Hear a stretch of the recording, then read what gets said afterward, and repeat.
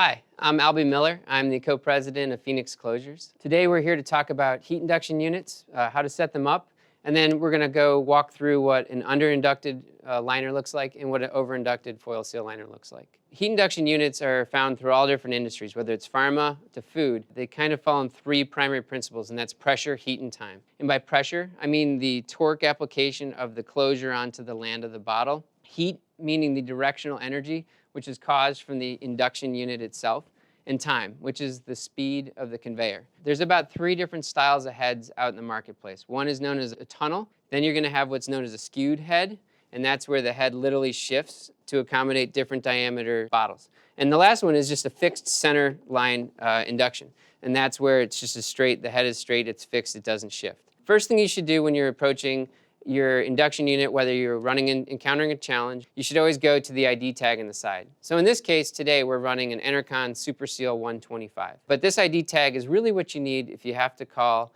the vendor or Phoenix Closures to talk with our tech group. What we're going to do is take two bottles, and we're going to wind up setting them underneath the unit. We're going to be setting it up in the center line. So I have a center line driven into the middle of the conveyor, and I've lined it up with my center line in the induction head.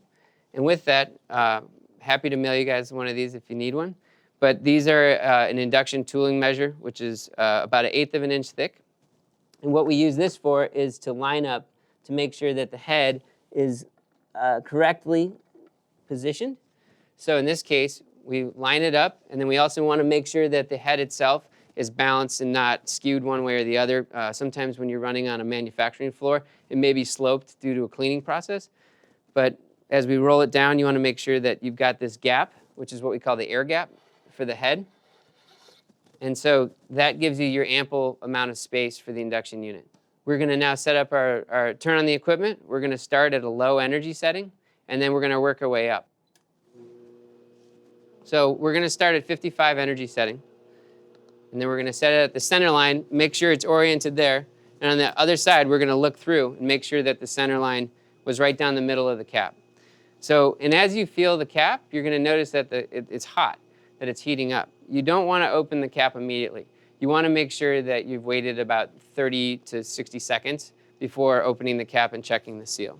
So as we go to peel through the different energy settings, we're going to see different performances from the liner. So as we peel the 55%, it's really light. As you can see, there's almost no adhesion. It's not an aggressive bond. This is something that you would be pretty nervous having out in the field. So as we get to 60, it's a little bit better. I definitely took a little bit more to get it off, but it's still a little lighter. As we move to 65, again, these were all torqued under the same circumstances, but we're getting a more consistent bond. It's harder to peel off, but when it does peel, it's consistent. So let's check out 70.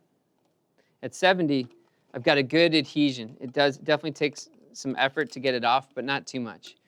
And I'm getting a good consistent residue that's from the land of the bottle and the liner.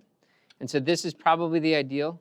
The 75, we've added too much energy, and this wrinkling is a great indication that we've added too much energy to the bottle. Overall, this gives you the good example of what induction is, how to set up a unit. If you have additional questions, please feel free to give us a call. We're happy to help in any way, shape, or form.